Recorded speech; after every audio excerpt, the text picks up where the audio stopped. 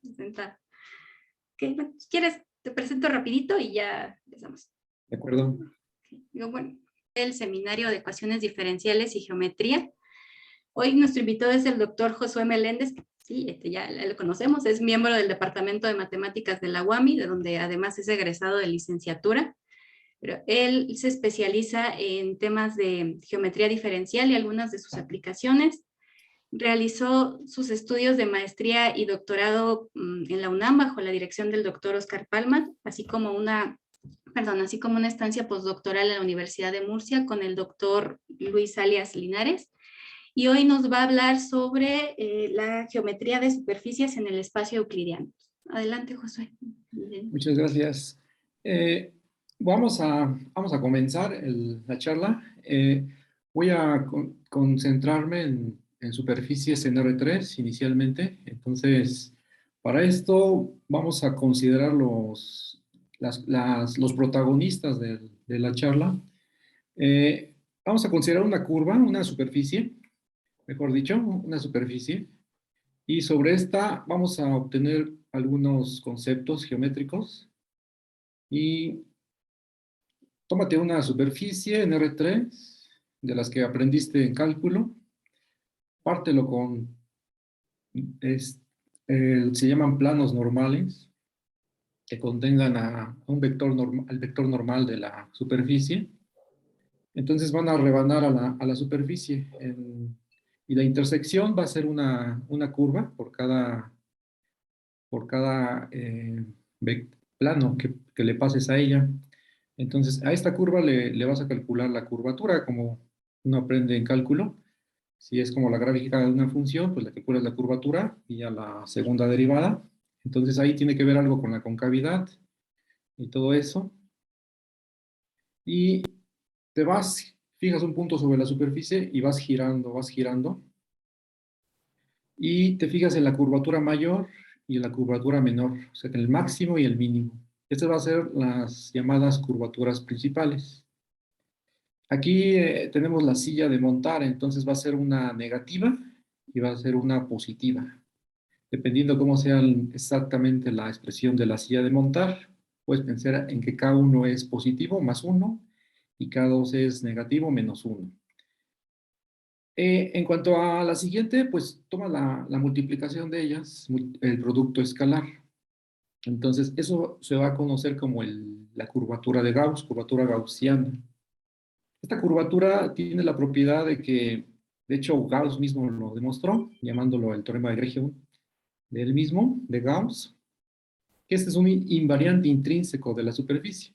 Es decir, aun cuando tomaste en cuenta el espacio ambiente para calcularlo, K1 y K2, o K1, K2, entonces, que sea intrínseco quiere decir que solamente va a depender de la primera forma fundamental o ya más en forma más contemporánea de la métrica riemanniana, o dicho más explícitamente, depende de los coeficientes de los símbolos de Christoffel y sus derivadas de ella, que a su vez estos símbolos dependen de la métrica, que simplemente para R3 es el producto interior, restringido sobre los planos tangentes de tu superficie.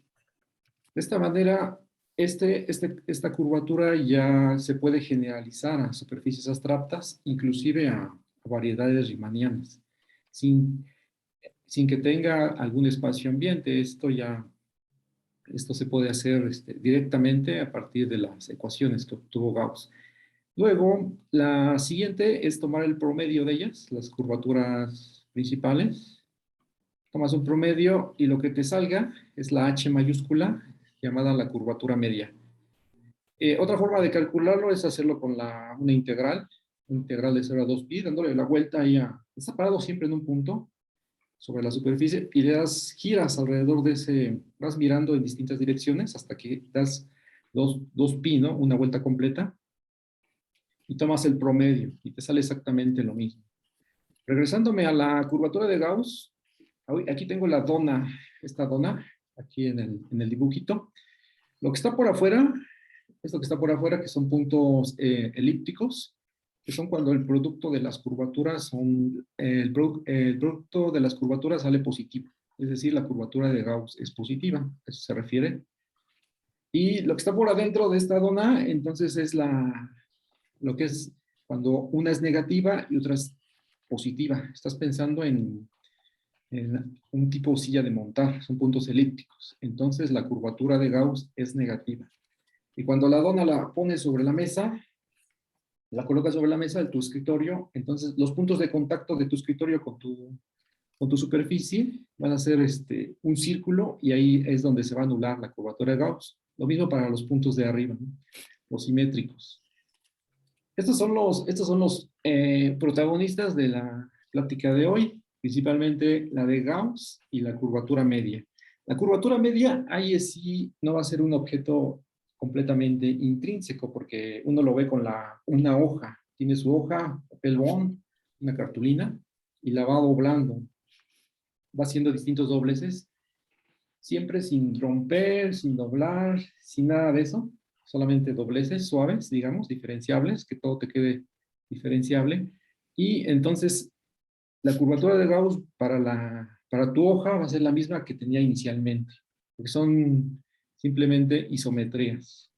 Entonces la de Gauss, que es la del plano, va a ser 0, y cualquier doblez que hagas de ella también va a ser 0. Pero la de media inicialmente va a ser 0, pero conforme vayas deformándola, haciéndola rollito para llevártela a tu casa y lo que sea, entonces la curvatura media va a ir cambiando. Esto ya depende bastante del espacio-ambiente. Voy a continuar en la siguiente, que es ahora para el ejemplo del cilindro. El ejemplo del cilindro es, pues tomas tu cilindro, en este caso es un cilindro, como tengo la parametrización, es en forma vertical. Tengo la parametrización como es superficie, tengo dos parámetros. Si es una de tres parámetros, etcétera. Una de n, tengo n parámetros. Aquí, hasta ahora solamente son dos parámetros, el radio positivo. Tengo la primera forma fundamental, que es calculada directamente de la parametrización, o llamada también métrica riemanniana, en su forma clásica. Entonces, a partir de ella puedo calcular la curvatura de Gauss. La curvatura de Gauss, igual como comentaba hace un momento, pues el cilindro, si le paso las tijeras, entonces lo desdoblo y me queda un plano. Entonces, ahí estoy hablando de isometrías locales. ¿Por qué? Porque el plano no es completamente homeomorfo al cilindro. Ahí hay un lazo que no se puede contraer. Entonces, es localmente isométrico solamente. Y la curvatura es 0 como lo es en el plano. Las curvaturas principales, ahí son dos. Una donde te vas sobre el tubo, o sea, en forma, así como tengo la parametrización en forma vertical, de abajo hacia arriba, pensemos, caminando en esa dirección. Si está un ser viviente ahí, pues no te das cuenta de que si hay curvatura o no. O sea, acá uno es 0, es planito, planito. Y en la otra dirección, donde vas dando vueltas alrededor del cilindro, ahí sí un ser ahí viviendo sobre la superficie se daría cuenta que está viviendo sobre un S1, una circunferencia, en este caso de radio R. Entonces, si la R es pequeña, pequeña, entonces la curvatura explota, ¿verdad? Cada vez más grande. Y viceversa, si la R tiende a infinito, cada vez más grande, entonces esa K2 se va a parecer a un plano. Todo en dimensión 1, que son esas dos direcciones. Cuando tomas el promedio, tienes la curvatura media, que es una constante 1 sobre 2R distinto de 0. Uno de los objetivos en geometría diferencial clásica es caracterizar estos objetos que uno conoce desde sus primeros años en la carrera. Entonces, este es un teorema donde caracteriza, aquí está la referencia, donde caracteriza el cilindro. ¿Qué le pones? Pues supones condiciones geométricas y por ahí una que otra condición topológica. Y si es el caso. Aquí vas a considerar inmersiones. Vas a tener sigma, es una variedad riemanniana de dimensión 2 y la vas a meter a R3. Eso quiere decir que esa variedad riemanniana de dimensión 2 en abstracto la metes vía una función que te va a respetar las distancias.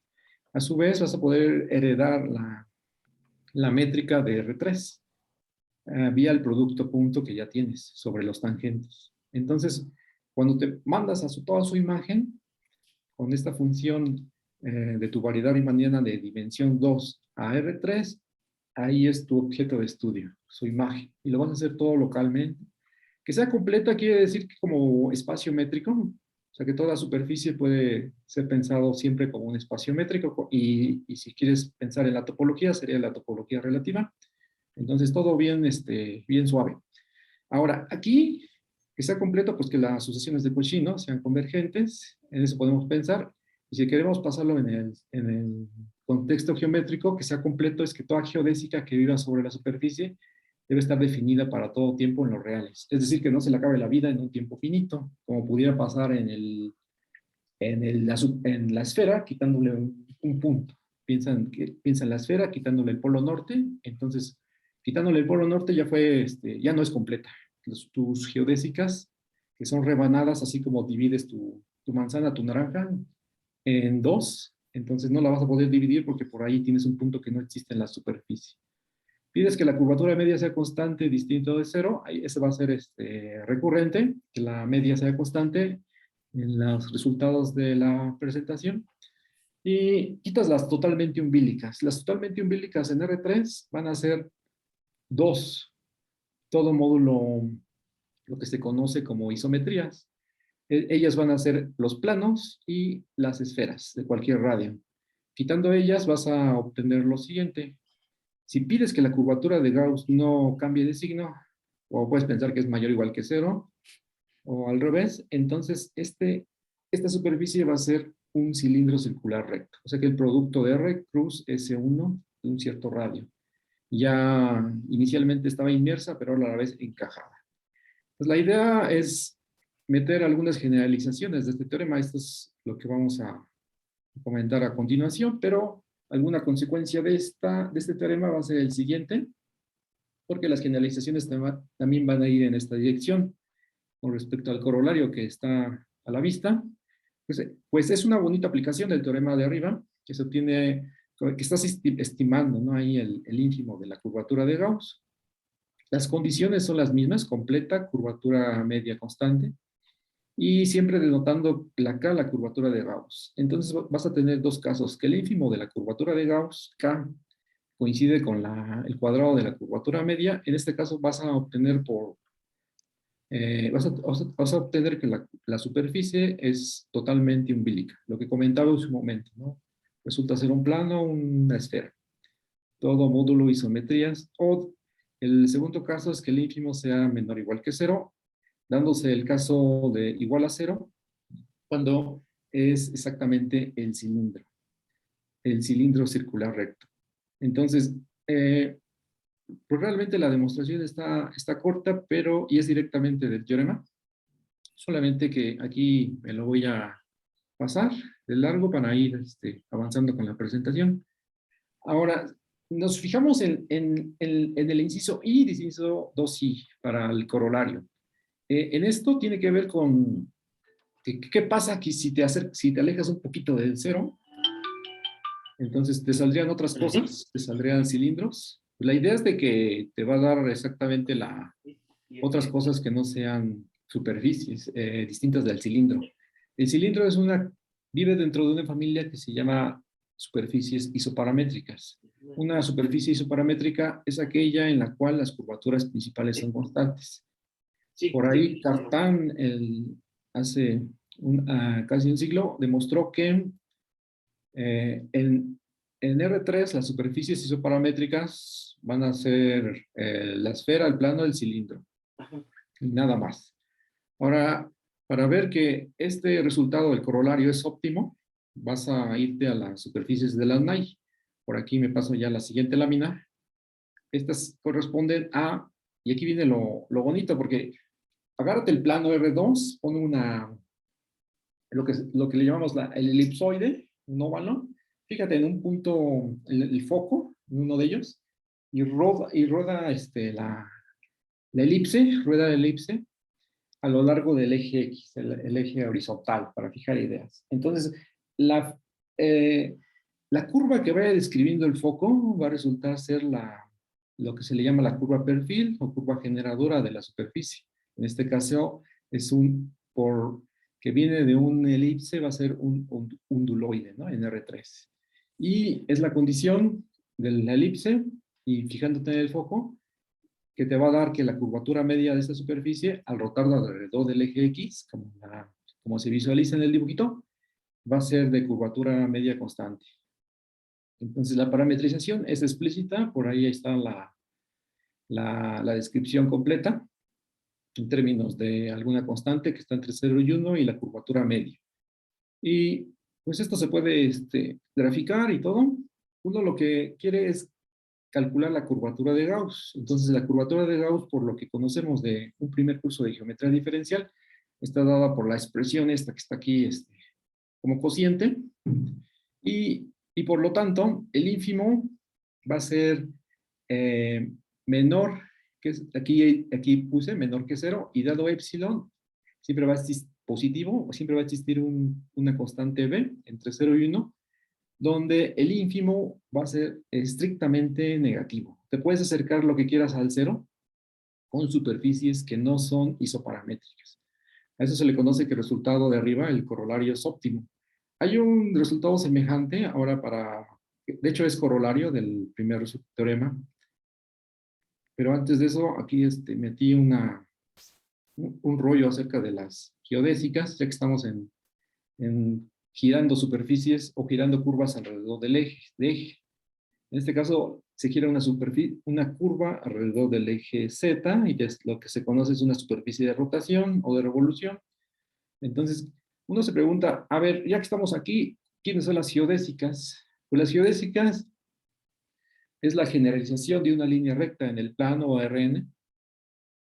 Estos van a tener la característica siguiente, va a ser una geodésica, una superficie en R3 es una geodésica, sí, solo sí, la segunda derivada es perpendicular a la superficie, o sea que es normal, ya no tiene componente tangencial, dicho de otra manera.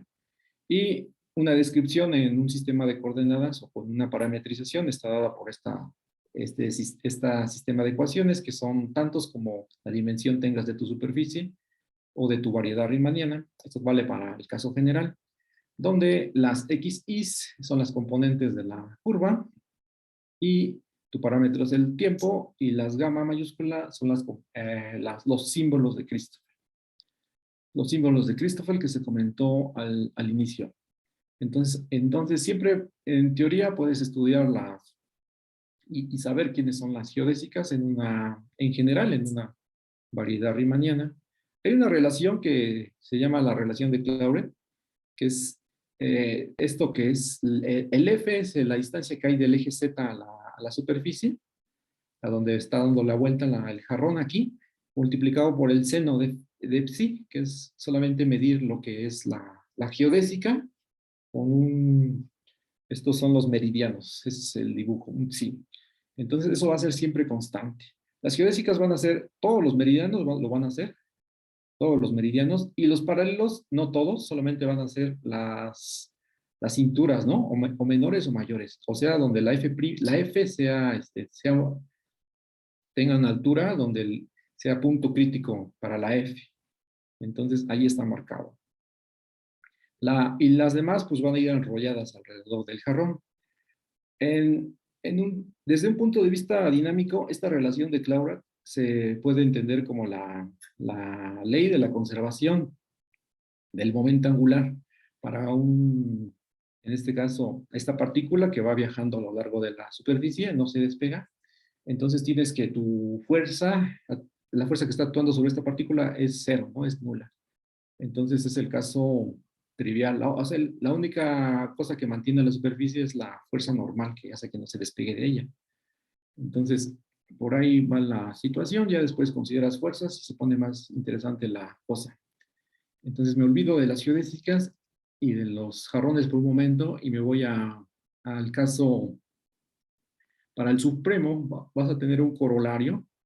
En este caso no va a aparecer el ínfimo como el anterior, ahora es un supremo, y siempre va a ser consecuencia del teorema del primero, el Klotz y Osserman.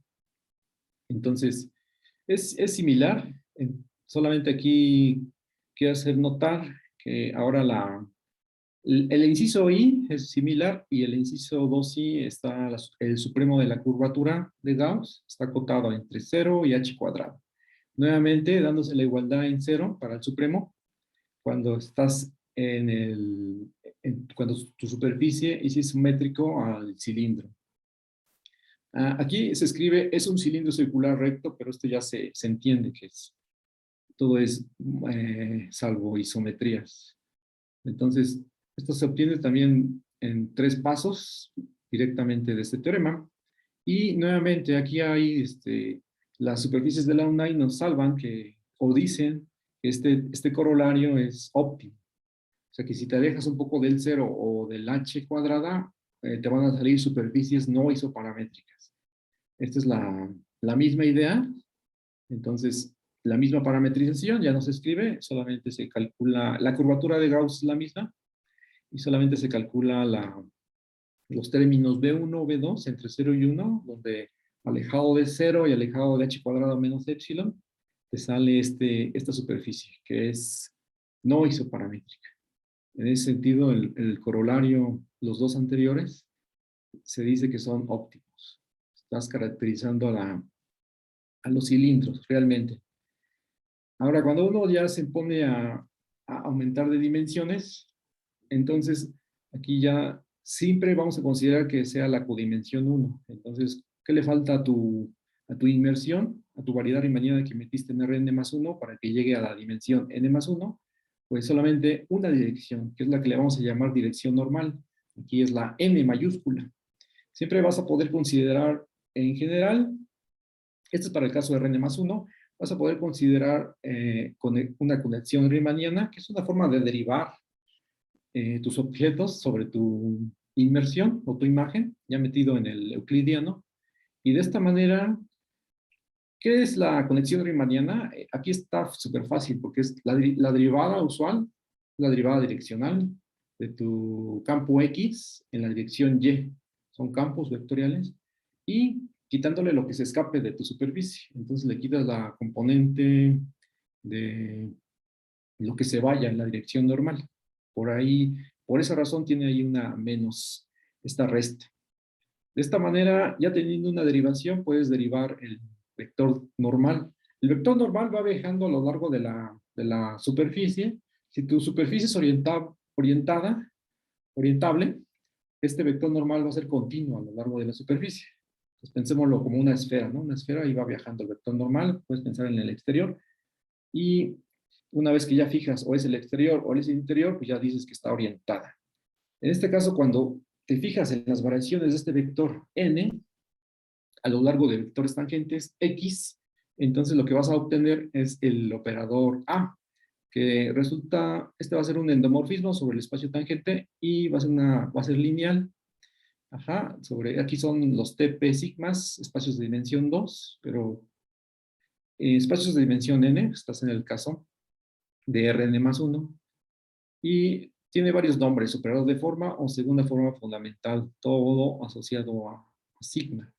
Entonces Gauss sigue apareciendo, aquí es una ecuación de estas son los super útil, super usada, es la ecuación de Gauss, que es parte R, realmente es el tensor de curvatura de Riemann, como uno lo ve en abstracto, nada que ver con lo que está expresado aquí en términos de la segunda forma fundamental. Y eso se debe a que estás metido en Rn más 1. Una vez que ya tienes tu operador A, demuestras que es simétrico y te salen tus curvaturas, tus valores propios, y estos van a ser las curvaturas principales. Es el mismo procedimiento que se hace para superficies. Ahora lo haces en el caso de dimensión n. Entonces, nuevamente, tomando las variaciones del vector tangente, del vector normal, o las variaciones de equivalentemente la forma en que está variando el tangente sobre la superficie, ese plano que está tocando solamente en el punto P, AM, en el dibujito, entonces te das cuenta cómo es la geometría de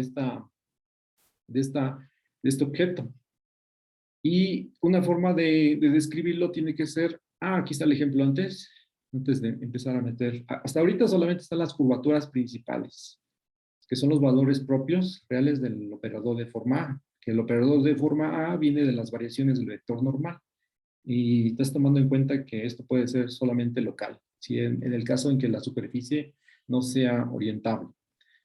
Por ejemplo, cosas no orientables sería la banda de Mobius, esta está conocida, y también la que se le pega 2 veces sería la botella de Klein, ¿no? Es también otra superficie no orientable que puede ser encajada en R4. Ahora, aquí se mete un ejemplo para lo que se comentó arriba, porque ya consideraste el caso de dimensión n. Te vas a Rn+1, metes ahí las de rotación, giras objetos, curvas que están en algún plano, x1, xn+1, digamos, lo giras alrededor del último eje, xn+1, y te sale esta parametrización. Es el análogo a la que se hacía al inicio para el cilindro, solamente que aquí está variando el radio. X1 es el radio, digamos, la anchura, ¿no? De un cierto paralelo.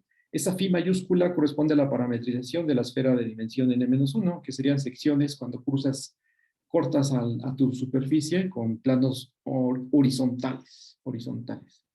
Entonces puedes calcular todo teniendo la parametrización. En teoría, aquí es la métrica de tu superficie, y aquí es un vector normal, o o su negativo.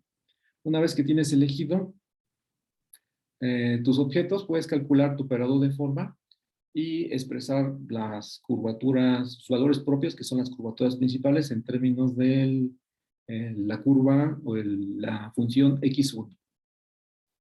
Y aquí están los ejemplos. Como solamente pides una inmersión y no pides que sea un encaje, estás pidiendo menos. Entonces puedes admitir que la misma superficie, tu objeto, en dimensión n+1, se pueda autointersectar. Y en este caso solamente sería inmersión y no es un encaje. Para que sea un encaje tiene que ser un homeomorfismo sobre su imagen, lo cual pues no, porque ni siquiera la inyectividad. Y entre esta familia pues están los que están caracterizados en los resultados anteriores, que es el cilindro. Es cuando tienes que tu x1 es constante. De tus curvaturas principales, si tu x1 es constante, entonces vas a tener curvaturas principales con K1 hasta Kn, todas constantes, y va a ser una superficie paramétrica, y es exactamente el cilindro circular recto, si lo quieres pensar generalizado, en Rn+1. Este es un ejemplo. Ahora, siguiendo con los resultados, aquí está el teorema de la curvatura principal. Este teorema te dice que por dónde van a andar o cómo se comporta el conjunto de las curvaturas principales en Rn, que las curvaturas principales van a tomar siempre valores en los reales. Entonces, ya sea que negativo o positivo, quitas los que están en cero. Esos los desechas. Entonces, ¿qué te dice? Pues lambda más y lambda menos corresponde al conjunto de las curvaturas principales, tomando valores positivos y negativos respectivamente. Entonces, si alguno de ellos es vacío, entonces la cerradura de todo el conjunto de las curvaturas principales va a ser conexo. Ese es en el primer caso. Y en el segundo caso es cuando ambos no son no vacíos. Ambos son no vacíos. Entonces te puedes acercar lo que quieras, ¿no? Al cero, y vas a encontrar siempre curvaturas principales, tanto negativas como positivas, suficientemente pequeñas, ¿no? Es el inciso 2. Ahí tienes el cilindro en azul a la izquierda, entonces es solamente 1 y 0, lambda 1 y mu 0. Y si haces una deformación, si lo inflas, así como estamos haciendo con deformaciones aquí en medio del objeto, entonces vas a hacer una deformación suficientemente pequeña para que tu curvatura lambda no se altere tanto. O sea, la inflas, pero no tanto, para que no se aleje del 1, que es el radio, ¿no? El inverso del radio. Entonces, ese es lambda igual a 1, y conforme te acercas a donde está gordo, se aleja un poco de 1, pero no tanto, entonces es aproximadamente. Y para mu, pues es caminar a lo largo de la recta, en este caso como lo vemos, con la orientación horizontal de izquierda a derecha, lo pensamos, entonces vas caminando en forma recta a lo largo de algo plano, entonces es mu igual a 0. Hay una cierta concavidad, ¿verdad? Hacia arriba es mu negativo, y estás en el medio, es muy positivo, estás en el máximo, y luego pasas por los puntos hacia la derecha que son negativo y luego cero. Esa es la deformación que vas a obtener, cumpliéndose este teorema. Siempre pasándose del caso 1 para el cilindro en azul al caso 2 para la deformación, el dibujo a la derecha. Esto es uno como puede ilustrar este resultado. Este resultado se expone aquí por el hecho de que va a ser usado en los siguientes resultados. Espero llegar en alguno de ellos. Antes de ello, que va a ser la generalización del teorema clásico de Hilbert. Entonces, para ello voy a hablar del primero, del teorema, un teorema de él, que es el teorema para el plano hiperbólico. El plano hiperbólico, pues es el modelo de dimensión 2, en el cual haces la geometría hiperbólica. Es una variedad riemanniana de dimensión 2, completa, simplemente conexa, y ahí se van a cumplir los axiomas de Euclides, excepto donde tenemos ahí un problema, que lo voy a comentar más adelante. Antes de ello voy a presentarlo. Aquí va a ser sigma igual a R2, topológicamente es R2, pero le alteras la métrica. No es la métrica de la que como desarrollamos la geometría euclidiana, sino está alterado. Entonces tenemos los coeficientes, estos son coeficientes E, F, G, que son clásicos de la geometría diferencial. Entonces puedes calcular la curvatura de Gauss vía resultados que tienes de geometría diferencial, que uno aprende en algún curso. Entonces, vía la curvatura de Gauss se puede hacer con los coeficientes de la primera forma fundamental y te sale -1. Es decir, como uno ya lo requiere. Y también hay ahí una función f, que es una isometría. O sea que si no estás familiarizado con R2 para trabajar el plano hiperbólico, con esta métrica, entonces te pasas al semiplano, que es el semiplano de Poincaré, también llamado, y manejas la métrica que está con la expresión al final, ¿no? de la presentación en la pantalla. Entonces tienes la isometría explícita. Y hay un problema. ¿Qué te dice el teorema clásico? Te dice que el plano hiperbólico, ahora sí ya está la presentación del H2. ¿Qué te dice el teorema clásico? El H2 no puede ser inmerso isométricamente en R3. O sea, no existe una función f que meta a H2 en R3 que preserve las distancias, ¿no? Eso quiere decir, entonces, si no se puede meter en R3, pues a partir de qué Rn se puede meter. Ese es el problema abierto que comento a continuación. O sea, ¿para qué valores de n hay una inmersión isométrica del plano hiperbólico completo en Rn? Entonces, el teorema de Hilbert, comentado ahí arriba en el primer inciso, te dice que tiene que ser, si lo buscas, tiene que ser buscado a partir de n mayor o igual que 4. Entonces, más aún, para n igual a 4, aún no se sabe si está resuelto. O sea que un problema a trabajar es si puedes buscar o no una inmersión isométrica de H2 en R4. Por ahí John Nash demostró que toda variedad riemanniana se puede meter en algún euclidiano para una dimensión suficientemente grande. Entonces, resuelve todo el problema realmente. Pero ahora este problema abierto te dice, pues vámonos hacia abajo, ¿no? ¿Cuál es la menor dimensión en la cual lo puedes meter? Este hombre de la película de Mente Brillante lo hizo metiéndolo en un euclidiano y da explícitamente la dimensión en donde puedes meter una variedad riemanniana. Para el caso particular del plano, pues sucede algo similar, pero te da un euclidiano bastante grande. Es similar a que uno aprende en teoría de grupos, espero decirlo bien, que dice que todo grupo es un subgrupo de isometrías, un subgrupo de permutaciones, perdón. Todo grupo es isomorfo a un subgrupo de permutaciones, es similar, porque estás metiendo en una habitación demasiadamente grande, ¿no? Entonces, ¿qué tan pequeño puede reducir esa habitación? Es la pregunta ahí en este problema abierto. Ahora, regresándome a las geodésicas, pues las geodésicas ya en el semiplano, en el H2 corresponderían a semicírculos, la mitad de círculos y líneas rectas que solamente se admiten las verticales. Estas van a ser las líneas rectas en el H2.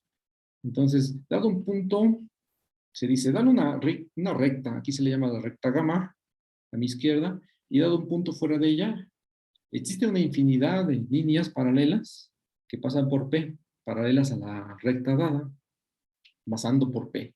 Paralelas ahora se entiende que no están interceptando a la recta gamma, esto se entiende, ¿no? Ese es el postulado del que comentaba. Ahora, ¿qué tanto se puede generalizar el teorema de Hilbert? Esto es lo que se va a comentar a continuación. Pues un poco más de medio siglo, o por ahí se hizo el teorema de Efimov. Él demostró que generalizó un poco el teorema de Hilbert y probó que no existe una superficie completa con curvatura de Gauss menor o igual que menos c cuadrada. O sea que ya estás admitiendo que puede que la curvatura de Gauss sea no constante. No constante. Ese es lo principal, acotado por este número estrictamente negativo.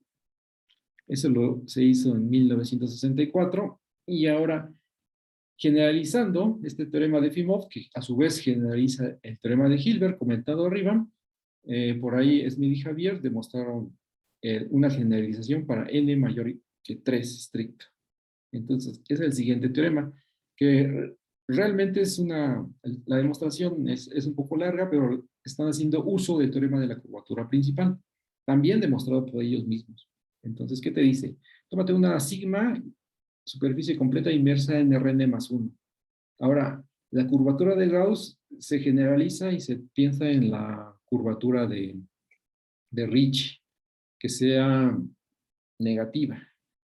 Entonces, ¿qué te va a pasar? Pues para n mayor que 3, la hipótesis adicional es que si la curvatura seccional de sigma no toma todos los valores reales, entonces la curvatura de Ricci no va a cumplir lo que uno quiere, ¿no? Pensando en lo que está por acá arriba, ¿no? En la curvatura de Gauss menor que menos c cuadrado. O sea que va a estar un poco más cercano a cero de lo que uno quisiera. Entonces, está generalizando realmente el teorema de Hilbert para n mayor que 3, añadiendo la hipótesis adicional para el concepto de la curvatura seccional. Entonces, en la siguiente lámina, pues la idea es ver cómo se pueden definir esos objetos, recordando aquí que la curvatura, entonces ya me voy a pasar a la siguiente, por acá solamente, la curvatura de Gauss, perdón, la ecuación de Gauss te va a ayudar para describir la curvatura seccional para superficies en Rn más 1, que es tomar siempre el tensor de Riemann y tomar una pareja de vectores, x, y, siempre pensando que son linealmente independientes para que te generen un plano, porque la curvatura seccional está asociada a un plano de dimensión 2, metido como subconjunto, o subespacio vectorial en el tangente total, ¿no?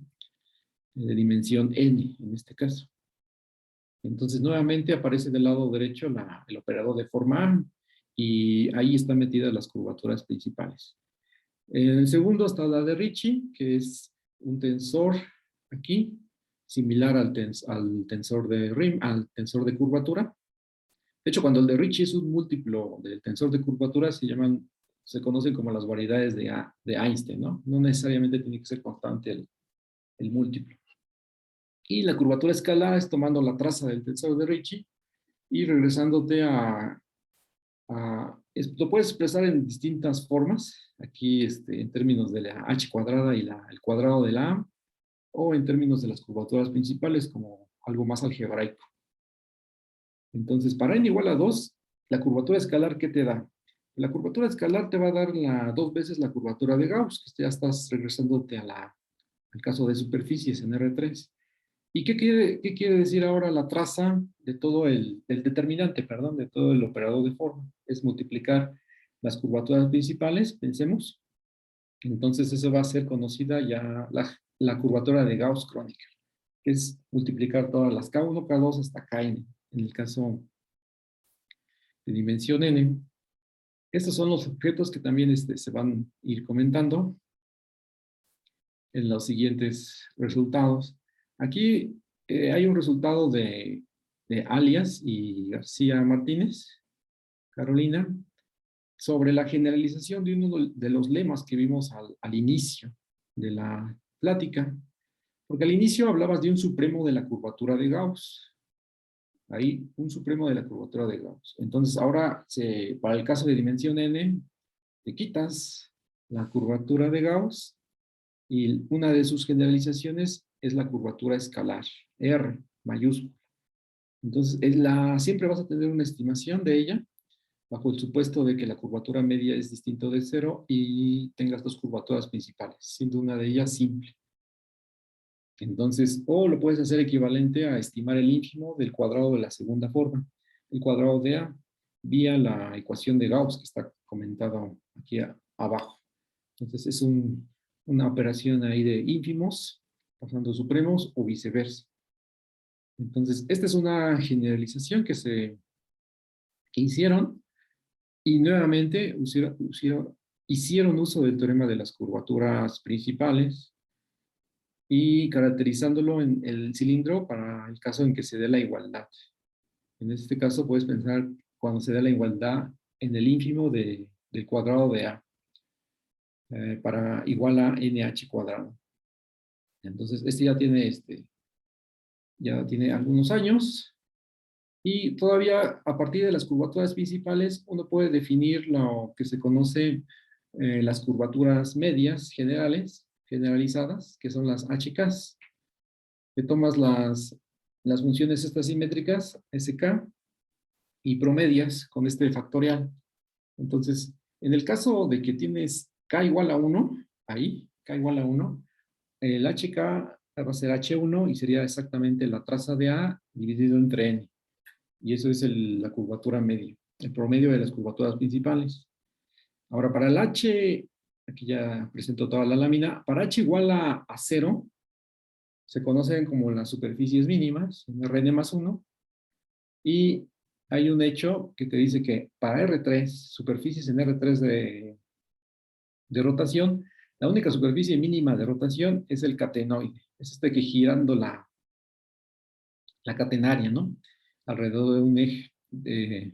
Entonces te da el catenoide y calculas la curvatura media y te va a dar 0. Entonces, este es un objeto que te está minimizando áreas. Entonces, pensando en que h igual a 0, consideras el área de una región de tu superficie, calculas la primera variación viéndolo como funcional, y entonces los puntos críticos de esta primera variación te van a dar las superficies mínimas, o sea, aquellas en las cuales la h mayúscula es 0. Eso se puede ver desde ese contexto, desde el punto de vista de cálculo de variaciones. Ahora, aquí ahí está el resultado análogo al que presentaba Carolina y Alias, ahora un poco más reciente. Está estimando el ínfimo para el cuadrado de la segunda forma fundamental. El espíritu siempre viene desde el primer resultado o alguno de sus corolarios. Entonces, dándose la igualdad para el cilindro, ¿no? Para el caso en el que la superficie es isométrico al cilindro. Aquí hay una hipótesis que se está comentando. Aquí se está haciendo para el caso HK en general. Ya te pasaste el caso de curvatura media, o sea, el H1, y lo haces para los siguientes, para acá a partir de mayor o igual que 2. En este caso, estás considerando una hipótesis aquí, que también consideraban en el resultado anterior, que tuviera dos curvaturas principales y una de ellas fuera simple. Entonces, esto fue una aplicación directa del teorema de las curvaturas principales, comentado anteriormente, la lámina en donde decía que el cilindro lo tenías normal y luego lo inflabas y te daba una variación de sus curvaturas, ¿no? Ahí estaba ese resultado y se utilizaba para demostrar este teorema. Y continuando con este resultado, pues tienes el ínfimo, pues piensas en el supremo y cómo lo puedes estimar, ¿verdad? En este caso, viéndolo, estimándolo por abajo, dependiendo cómo se vea, ¿no? Cómo se lea. Entonces, y nuevamente es la misma situación, consideras la estimación y luego en la igualdad va a ser el caso en el que estás caracterizando el cilindro. Ahora tienes el cilindro, desde también el resultado anterior, el cilindro R cruz Sn-1. Y en este caso es el análogo de una superficie en R3, en el sentido de que las curvaturas principales siguen siendo constantes y todo lo demás que se derive de ellas, curvatura escalar, el otro que se llama curvatura media o la K curvatura media también va a ser constante. Por supuesto, siempre el radio del cilindro lo puedes expresar en términos de la curvatura, la K curvatura media. Entonces, pues hay algunas preguntas que se hacen aquí. O sea, tienes las hipótesis, pero realmente uno quisiera quitar una de ellas, ¿no? Entonces va para allá el final de esta plática, ya para ir cerrando. Pues aquí está nuevamente con el resultado con el que empezamos, el teorema de hace un rato, Klotz y Osserman, caracterizando el cilindro para superficies en R3. Es el que se comentó al inicio de la charla. Entonces, pues aquí hay otro resultado más reciente, ahora imponiendo la condición, pasas de curvatura de Gauss a la curvatura de Gauss-Kronecker, a Rn, ¿verdad? Y le pides exactamente la misma condición, que no cambie de signo sobre todo el cilindro. O sea, nuevamente piensa en K mayúscula mayor o igual que 0 sobre todo sigma. O sea que la K no necesariamente tiene que ser constante al inicio. Lo que se pide que sea constante es la K curvatura media. El HK curvatura media, perdón, y a su vez distinto de 0. Entonces te sale exactamente lo que se ha venido caracterizando, ¿no? Que la K va a ser 0, eso va a cumplir en el caso del cilindro. Y aquí otra vez es una aplicación del teorema de la curvatura principal, presentado arriba. Y uno se hace las siguientes preguntas, porque si uno hace una analogía en estos teoremas, pues al pedirle que sea dos curvaturas principales y una de ellas simple, estás quitando las totalmente umbilicas. Que ese no sea totalmente umbilica, pero le estás añadiendo una hipótesis, ¿no? Es una hipótesis, digamos, fuerte. Entonces, entre las preguntas que uno se podría hacer pues esta es como conjetura, es la misma resultado anterior quitándole la hipótesis, ¿no? Que sea dos curvaturas principales y una simple, y solamente poner como el enunciado original, que sea distinto a una totalmente umbilical. Nuevamente, las totalmente umbilicas, esas son aquellas en las que te paras y donde te pares en la superficie, te fijas en ese punto, no te mueves, no caminas, solamente giras alrededor de tu eje y donde veas tu horizonte de tu superficie, vas a ver exactamente lo mismo. Eso es que sea totalmente umbilical. O sea, que todas las curvaturas principales sean iguales. Y pones la condición de la curvatura de Gauss, Kronecker, y te tiene que dar el cilindro. Pues en principio, como uno no sabe pues, cómo va a salir la cosa, pones este cilindro gordo. Y la siguiente pregunta es no generalización, sino pues ya consideraste superficies que son invariantes bajo el grupo ortogonal, ON, que son los jarrones. Ahora, ¿por qué no piensas en el grupo ON cruz ON, que es un grupo que puedes hacer actuar sobre conjuntos y te dan las superficies completas invariantes bajo este? Pides que sea la H mayor que 0, mayor que 0 constante, o sea, una analogía, pidiendo que la curvatura media sea constante, y te preguntas si la estimación que se da aquí es cierta, ¿no? Ya que al hacer unos experimentos numéricos, haciendo uso de la tecnología, uno se da cuenta de que esto se va cumpliendo. Pero queda abierta esta pregunta, ¿no? La demostración de dónde está. Y caracterizando ahora, se da la igualdad la igualdad se cumple de un lado, en algún lado, si solo si es un producto, ¿no? De Rn con Sn-1. Esto sería como algo para trabajar a futuro o propuestas, ¿no? Que se van haciendo a lo largo de los trabajos que se van generando con los colegas. Y pues esto sería la charla. Muchas gracias por su atención.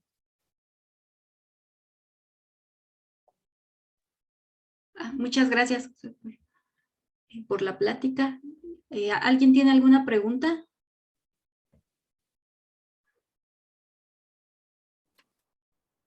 Pues fue muy ilustrativo, entonces quedó claro todo en cada paso.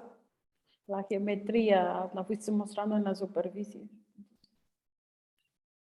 Pues a lo mejor más bien felicitarte por la buena exposición que has hecho. Gracias, Marta. ¿Alguien más? ¿Alguna pregunta o comentario?